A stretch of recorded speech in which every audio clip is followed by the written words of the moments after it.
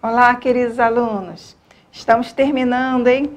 Quarto bimestre, finalzinho. Tema 12 hoje, beleza grega. Hoje nós vamos falar sobre o teatro. Vocês já foram ao teatro alguma vez? Assistiu uma peça? Geralmente, assim, é muito comum a gente fazer peças teatrais na escola, né?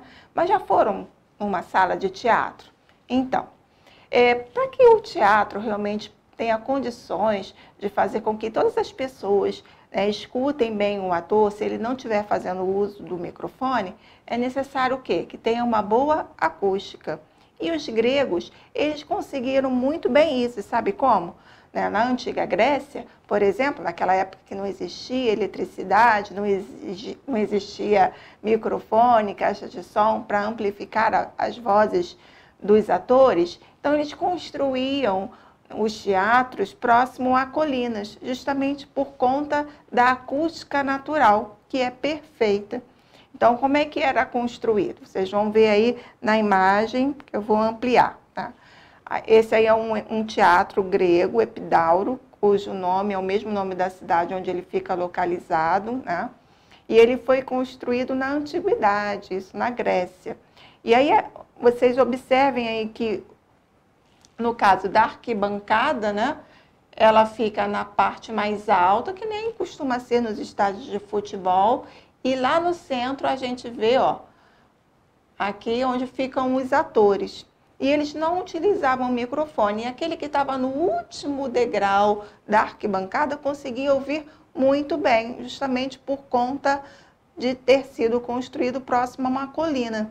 Então, geralmente, quando a gente vai num lugar montanhoso e a gente está lá bem no início da montanha, a gente dá um grito, a gente escuta o nosso eco, né, da nossa voz.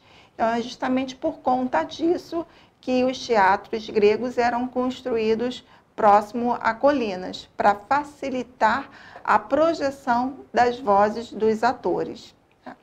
Vamos continuar. Bom, aí vocês estão vendo na página seguinte duas máscaras, né?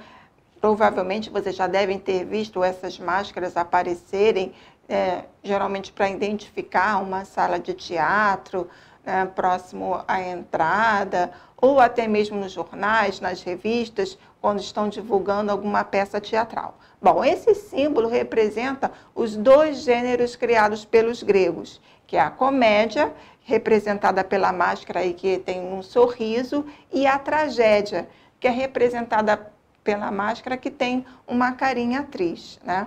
Então, esses eram os dois gêneros utilizados nas peças teatrais pelos gregos. Bom, quanto à representação, né, dos personagens, eles utilizavam realmente máscaras, até porque os atores só podiam ser do sexo masculino. As mulheres não participavam das peças teatrais. Então, daí o motivo deles terem que usar uma máscara quando eles precisavam representar um personagem feminino.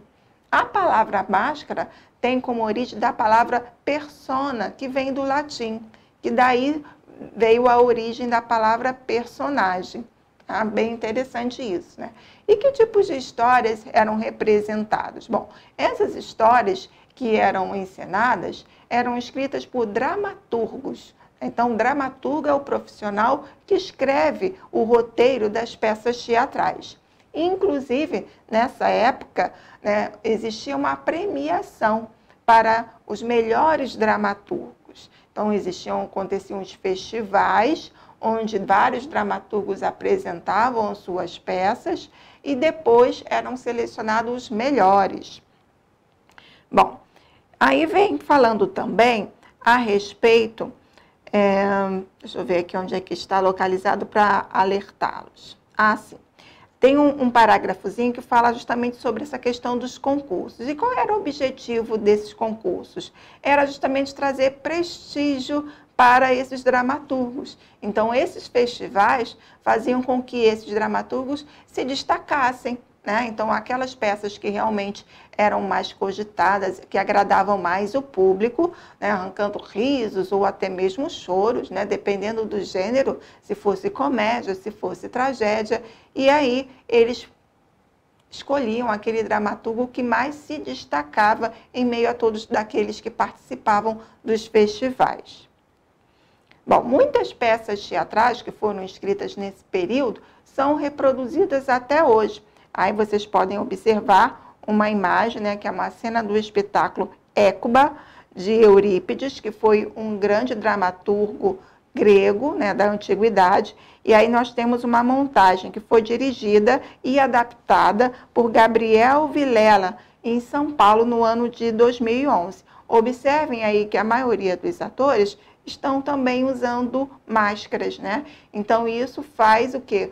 Uma remetência àquele período em que os atores utilizavam máscara. Hoje em dia, não há mais essa obrigatoriedade, a não ser quando, por exemplo, assim, uma peça infantil que exija do personagem uma caracterização, né? Mas, na maioria das vezes, a única coisa que os atores utilizam mesmo é uma maquiagem, dependendo do seu personagem, que exija uma maquiagem mais elaborada, né? Às vezes até mesmo uso de perucas, acessórios e tudo mais.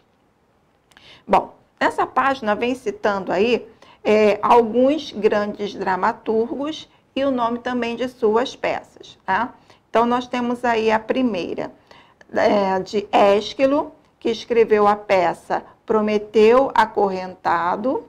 Também temos aí citando de Sófocles, que é autor do Édipo Rei e Antígona. Inclusive, tem nas páginas 40 e 41, tem aí o diálogozinho dessa peça, que vocês podem estar em casa lendo e interpretando junto com os seus familiares. E, por último, temos Eurípides, um autor de Medeia, que é muito famosa também. Temos aí algumas atividades que vocês poderão responder, né? Quais eram os principais gêneros do teatro grego? Quem é que lembra? É só associar aquelas duas máscarazinhas que nós vimos, né? E aí pede também para que vocês desenhem essas máscaras no livro. Temos também aí, por que os atores utilizavam máscaras durante a peça? Isso lá no período da antiguidade, né? Falei agora há pouco. Quem é que lembra? Depois coloca aí também.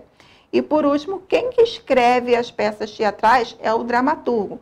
Na Grécia Antiga, essa era uma função muito valorizada. Em sua opinião, qual é a importância do texto para o teatro, né? Então, imagine, é claro que existem algumas peças em que os atores eles podem improvisar, mas nem sempre isso é permitido. Apenas ele improvisa se for um caso assim dele esquecer alguma parte da sua fala. Apesar que nós sabemos também que existe a técnica do improviso, em que geralmente o diretor, então aquele que está coordenando a peça, ele pode lançar uma palavra-chave e aí alguém desenvolver, né, algum diálogo utilizando aquela palavra, né? E aí dando deixa para um outro ator. Isso é possível também. Mas na maioria das vezes, as peças teatrais precisam de um roteiro e precisam ser ensaiados, onde cada ator recebe as suas falas, não somente as suas, mas também de com quem ele contracena, né? Que isso é importante para que ele saiba a deixa, né? Ou então também a deixa para ele falar, ou então a deixa para o outro falar. Então, é importante ter o contato com todo o roteiro da peça, independente de apenas as suas falas, que costumam, né, ser grifadas, usando um marca-texto, né, para que ele não se confunda e não decore também as falas alheias, não é verdade? Bom, continuando. Então, aí nessa página vocês têm, né, um trecho da dramaturgia do Rei Papudo. Essa dramaturgia, ela foi escrita pelo dramaturgo pernambucano Walter Moreira Santos. Tá? Então, vocês vão ler em casa com calma. Eu estou em casa mesmo, né? Vão ler com calma. Aí temos aí os personagens. Tá? E aí vocês vão escolher o personagem que vocês mais gostaram. Vão imaginar como seria a sua aparência, né? Que geralmente quando a gente lê um texto que tenha vários personagens, nós imaginamos como é a aparência dele, ainda mais se no texto está descrevendo como é que ele é. Então, a gente meio que desenha no nosso imaginário, né? Então, daí vocês também podem estar viajando nesse sentido, tá bom? Bom, nessa outra página, já vem falando um pouquinho sobre a biografia desse dramaturgo brasileiro, né? Que nasceu no ano de 1969, no interior de Pernambuco, tá? Que é um estado lá da região Nordeste. Aí vem falando que o gênero que ele gostava muito era a ficção, apesar dele também ter escrito várias peças de romance, também livros infantis, tá? Ganhou várias premiações, aí vem até citando alguns dos seus prêmios na literatura, como o Prêmio Nacional de Romance da Fundação Cultural da Bahia, isso foi no ano de 2000, e também da Casa de Cultura Mário Quintana, em 2003. É muito comum que alguns literários também escrevam roteiros de peças teatrais, como é o caso aí do Walter, né? Então, ou seja, ele não se restringiu apenas a escrever livros infantis, mas também escreveu várias peças teatrais, e um dos gêneros que ele gosta muito é a ficção. Daí o motivo de estar sendo chamado aí de dramaturgo e ficcionista, né? Ficcionista vem de ficção, ficção científica, né? Bom, na página seguinte vem falando aí sobre mitologia grega, né? Então, a mitologia grega tem várias histórias, e essas histórias, elas buscam explicar alguns fenômenos da natureza, ou seja, assim, o porquê desse fenômeno acontecer. Então, eram criadas histórias para que pudesse explicar isso. É como as nossas lendas também, né?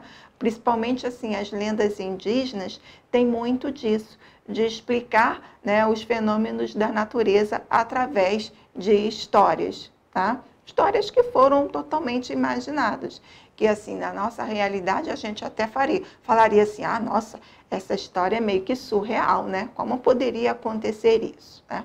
Então, na antiga Grécia, era comum essas histórias serem escritas e também serem interpretadas nas peças teatrais, exaltando os heróis dessas histórias e principalmente os deuses, até porque os gregos, eles acreditavam em muitos deuses, e cada deus, né, estava relacionado a algum elemento da natureza ou até fatores ligados aos sentimentos, né? Então, para quem tem curiosidade em histórias como essas, pode estar pesquisando algumas dessas histórias da mitologia grega. E aí, vem falando um pouquinho, né, sobre a história do filho de Zeus, né, e da mortal Alcmena. Né? Aí vem explicando um pouquinho dessa história envolvendo esse Deus e que vocês poderão ler com mais calma, tá?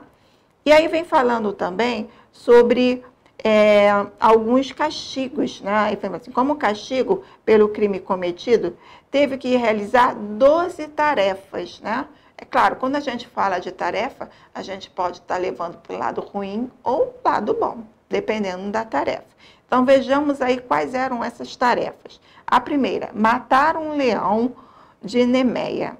Depois, destruir a hidra de Lerna, monstro de 9 cabeças. Imagine aí essa criatura. Capturar a corça de Serínia. Matar o javali de Erimanto. Limpar em um só dia o curral do rei Álgias. Acabar com as aves do lago Estífalo. Capturar um touro louco na ilha de Creta.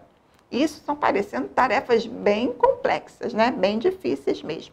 Eliminar as éguas do rei da Trácia. Roubar o cinto de ouro de Hipólita, rainha das Amazonas. Capturar os bois selvagens de Egerião, da ilha de Eritreia. E roubar as maçãs douradas das ninfas do jardim das Hespérides. E capturar o cão de 3 cabeças, Cérbero, guardião do inferno. Nossa, que tarefas são essas, né? Então, não sei se vocês lembraram de um personagem do Saci Pererê, tá? Que sempre estava, né, realizando peripécias, aprontando. Então, essas tarefas aí lembram bastante, né? Tudo aquilo que o Saci aprontava. Bom, aí temos algumas imagens referentes às histórias que eram reproduzidas, por exemplo, nos vasos gregos, tá? Que os vasos gregos que tinham uma utilidade, mas que muitas das vezes também contavam histórias através dos desenhos, baseados justamente nessas histórias da mitologia grega. Aí, por exemplo, nesse vaso, retrata a história de Héracles, vencendo a luta contra o leão de Nemeia. No caso aí é um vaso que nós chamamos de ânfora grega, aí do século VI a.C. Bom, também na pintura, inspirou muitos pintores gregos, né, retratando também histórias da mitologia grega. Aí, por exemplo, nós temos Héracles e a Hidra de Lena. Essa pintura foi retratada no ano de 1876. Já não foi de um artista grego, mas que inspirou artistas de épocas depois, né, de Gustave Moreau. Óleo sobre tela foi a técnica utilizada. E aí nós temos uma escultura, a escultura também de Héracles, e aí no caso realizando uma outra tarefa daquelas mencionadas, né, que é Héracles e a corça de Serínia, né, então ele capturando aí a Córcia, né, essa estátua aí feita de bronze que fica no Museu Arqueológico na Itália. E temos aí mais outras imagens. Opa, deixa eu voltar aqui.